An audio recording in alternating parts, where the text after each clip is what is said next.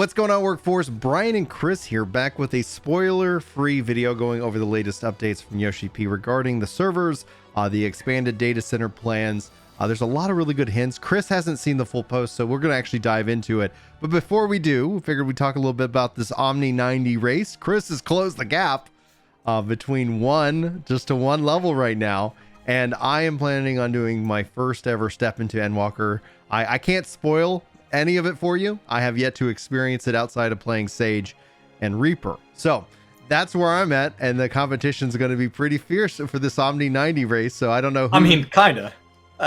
I'm beating you at covering Endwalker content when you haven't set foot in Endwalker content. We will see. Like, we will see. Yeah, I'm still one level behind, and I've had full access to the game. Yeah, and I haven't. So it's like, it's, you know, what better way of bringing you guys a good representation of the community right now than I having to fight a lot of queue times and Chris being able to, you know, I play in the morning. Right? So that is the juxtaposition of the community right now. Like, if you talk to anybody who works a second shift or whatever, like, perfect Endwalker experience. Like, this has been amazing. And then anybody else, like, it's like, I've fought, and for me, I've said it, we've covered it before, it's just the getting kicked out of queue. If I could literally set it and be like, I'll be back in 2 hours and see where I'm at, that'd be perfect. But it's like, I have to like actively like focus in on it. But Yoshi-P, there's some people who have flexible schedules, right? So they play from like 9 to 11 at night, and instead they're going to bed early, they're waking up. Exactly. Somebody in chat earlier is like, you know, I think I'm gonna have to move to playing 2 hours before work. Yeah, exactly. Because that fixes it single-handedly. Now, it's not convenient, or you would have already been doing it. Oh, I haven't actually used that view yet with the it all. Whoa. This one we'll use. Look at us go. Yeah, it's just bouncing all over the place. Work it, Lodestone. Be sure to like and subscribe for more of these discussion topics. And Chris has also been working on his big post for 2022. I'll have some updated guides for you guys here at Work to Game as well. But let's go ahead and dive into the post, because I think this is just important. We want to get you guys the information as best we can. And why don't you go ahead and take the lead, Chris, because I've already read this and I'd like to get your take on it. All right, so this is as of December 11th is what he's referencing here. And, you know, communication has always been one of the things that has set them apart. It's not that they handle things perfectly. It's not that they're without mistakes. It's that when there are mistakes and when there's good, right? You can't only come out and be a bearer of bad news. They share the good times. They share the bad. So Yoshi-P starts out by saying, we apologize for the huge inconvenience caused to players by the extremely high levels of congestion in each world since early access and the official launch of Endwalker. We are currently working to address various issues while maintaining our strengthened 24-hour support systems, but for now I'd like to provide an update about the current situation. It has been 8 days since the start of early access. It's like the beginning of a zombie tale. 8 days since the fall. 22 days later. We are still experiencing congestion and apologize for the inconvenience associated with this. Likewise, we continue to see large numbers of players accessing the game over the weekend. Although the peak numbers are slightly lower than last weekend, the players logging in are gradually dispersing to other time slots. Yeah, as expected. Yeah. Good. Opening weekend, it was wide open. You mean I don't need to play? You mean like, I don't need to play 36 hours and not stop? And people played 40 hours not stop. Like, there are people who are like, I did that, I don't regret it, but I kind of do regret it. Like, you feel it, you know, the day later, etc. So naturally, McDonald's will stop serving you breakfast at some point. If they're done serving you breakfast, you need to be logged on to Final Fantasy. Like, otherwise the wait times are incoming. Yeah. In addition, the queue lengths and wait times are conversely trending to increase because of the progress made in our resolutions for each error and our raising of the login queue cap. That was a huge one. Yeah, they added. It was at 17,000, which 17,000 was per over like the huge number of like the number of data centers. Like there's 9, and like when you think about games like this, that large games have 1 to 3 million concurrents in non-expansion months. Having 100,000 people able to be sitting in queue is plenty of buffer for 99% of circumstances. And they also raised that by taking their dev servers. So now I think the login cap technically is like 20 to 21,000.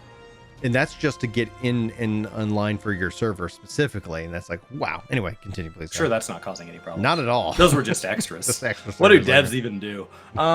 We will continue our efforts to expedite the processing of logins and stabilize of queues. We appreciate your understanding and cooperation in this matter.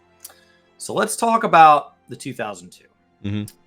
There are 2 causes of a 2002 error. The occurrence of 2002 and the number of players waiting in queue per logical data center exceeds 17,000. This processing is carried out to prevent the login server from going down if the queue becomes too long. So there's too many people in line. Mhm. The error occurs when the queue has reached the maximum number of people and a player attempts to newly join it. After opening the launcher, entering one's ID, password, one-time password, proceeding to the character selection screen, an error message is displayed when attempting to log in. When that happens, it may look as if a problem has occurred because the client shuts down completely. In reality, however, access is not possible due to the cap on the number of players that can join the queue. We are very sorry, but in this case, we would appreciate that you give it some time and try again later. For me, that was happening on day one. Mm-hmm. Later meant like right then, and Yeah. it did eventually get better. But what there's literally you're not only not getting into the venue, but there is a line going out the door around the entire building, and the fire marshal's like, okay, the line's not allowed any longer, so you're not allowed in the line to get inside. Right. Please note that we are able to successfully raise the cap of queues as a result of deploying our backup development machines to the lobby servers on December 7th.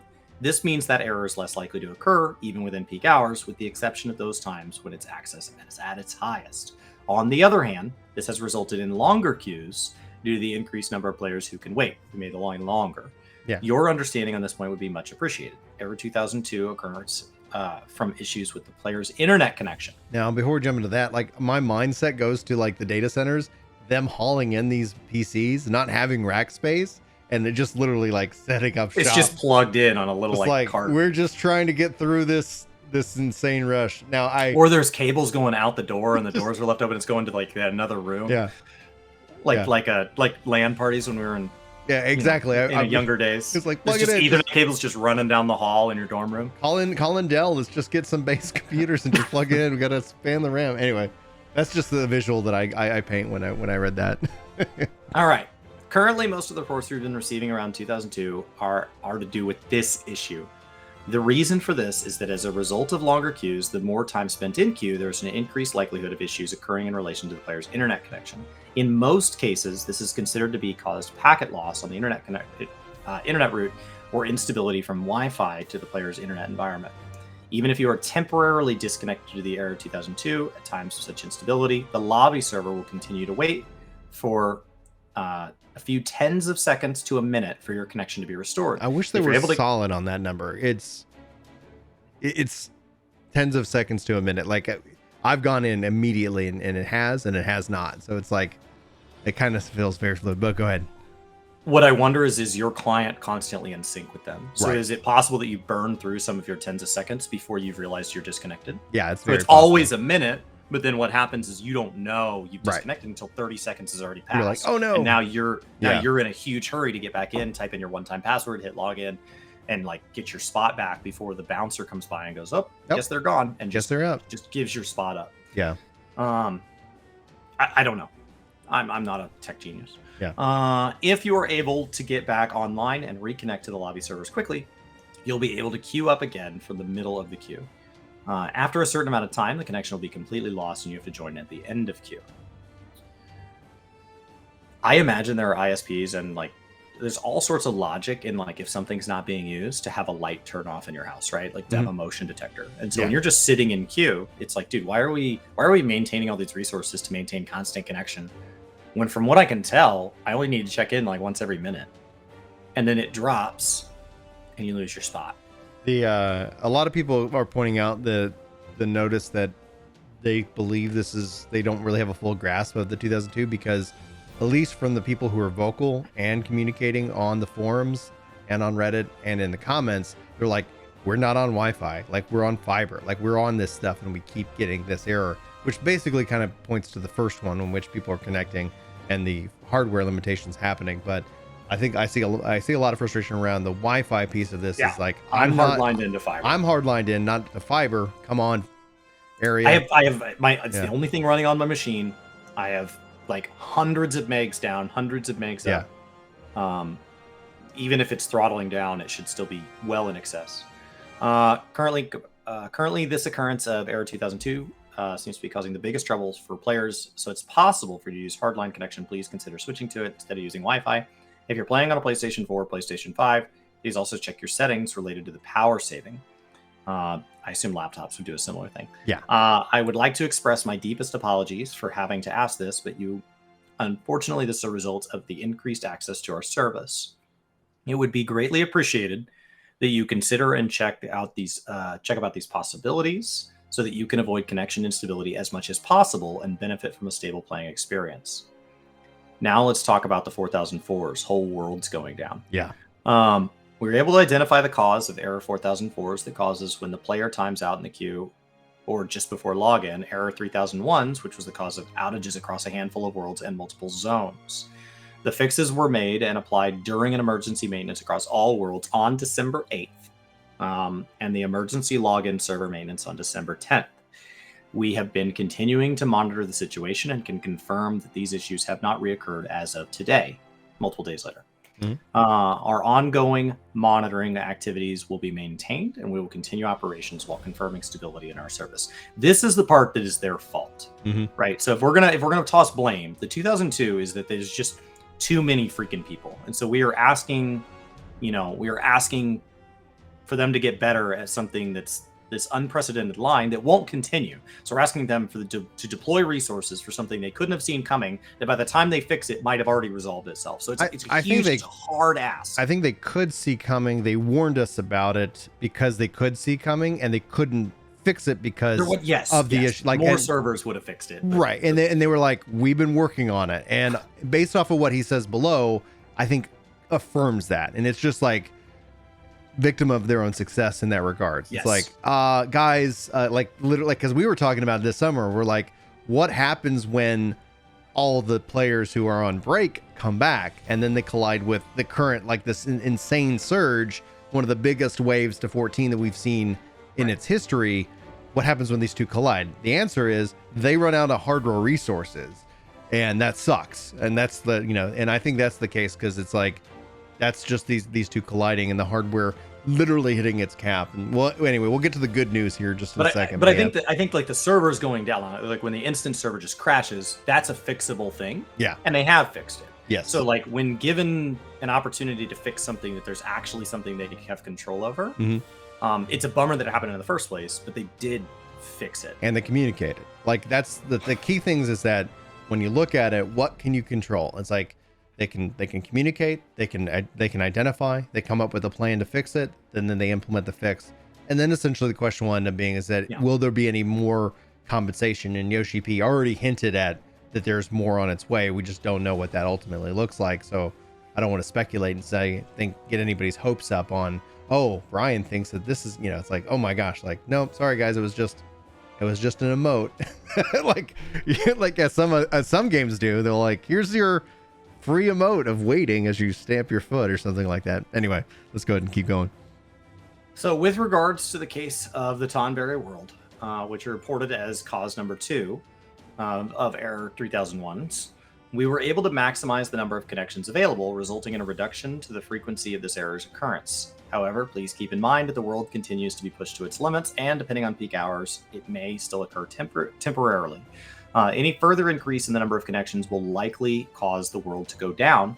Therefore, we will carefully assess the situation as we go about implementing measures. In addition to the Tonberry world, other worlds with high player counts in North America and Europe may also experience similar issues during peak hours. To this end, we will thoroughly assess the possibility of increasing the number of connections while monitoring the stress placed on servers, then implement our measures accordingly. Wow. Like that's, I mean, I think it's the right, like, it's fun to play during peak hours. I will tell you, I play during non-peak hours, and I got into my roulette as a melee as number 50 in line in 7 minutes and 10 seconds. Yeah, people are playing. Even during non-peak hours, people are playing. Well, there's still even a queue. The problem is that the queue... That's just a rate of imbalance. We're just missing. And it's, but at the end of the day, like, at noon, all of a sudden I start seeing that queue. Like, if I try to log in right now, I'm betting at 1,000. 500 to 1,000 easy if I try to log in right now, which is great. Like it's so crazy because people are like, oh, I hate queues. It's like queues are actually a sign of incredible health if they were stable, and so at 1,000 people, I haven't had a problem. At 4,000 people, I know that I have to tell Julie, watch the kids or send them upstairs. I have to be ready if I want to play tonight. All right. This is where I think he starts to get into the good news, and we can kind of discuss that. But go ahead. So now we're talking about 9,000, 90,000 twos, 90,000 sixes during cutscenes. We've received several reports of these. I hadn't heard of this one, which are general network connections caused by a disconnection with the internet line. We're currently investigating these to see if we've missed any factors other than unstable internet connections on the player side, but there is not much information we haven't found any problems so far. We will continue our investigation with the utmost care and would appreciate it if players also check the stability of their internet lines. Please rest assured that our development operations team will put everything into easing congestion and ensuring stable operations. Due to the shortages of semiconductors generated by the impact of COVID-19, we unfortunately cannot expect to add new worlds immediately, but we will continue to take the best measures we can. We are steadily making progress towards adding logical data centers for all regions and the addition of multiple new worlds. With the cooperation of our vendors in each country, as soon as we are able to, we will let you know about these developments as well. I appreciate your continued understanding and support regarding this topic.